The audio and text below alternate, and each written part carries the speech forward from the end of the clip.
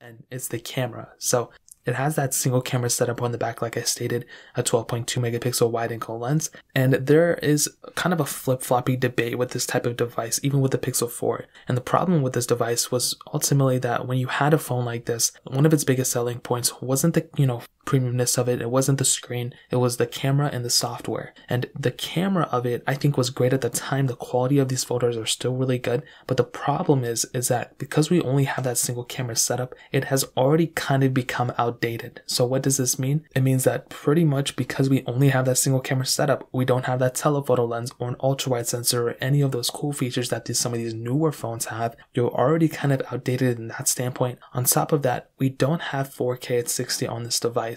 Now, me personally, I pretty much shoot all my videos in 1080p, but still having that ability to go up to 4K 60 whenever we want to is a really cool advantage, and a lot of devices have that nowadays. I would say more devices than not come out with that. Even a lot of budget phones have that capability. This device does not have that capability. Again, it came out in 2018. You can't really go super hard on it, but for a phone whose one of its main selling points is actually the camera, it kind of is a weird thing, and Pixel Google kind of kept it out for the next device as well. So it's very weird that they did it, but ultimately what I can tell you is the specific way to look at it that standpoint is that the camera on the back is okay for the most part. Nowadays, it was probably great when it came out. You do have that dual front-facing camera, so an 8 megapixel wide, then 8 megapixel ultra wide, and again, only 1080p videos on the front. I think it's a great thing that this thing had a dual camera setup, but again, it's one of those standpoints where it's like only 1080p, there's no 4K.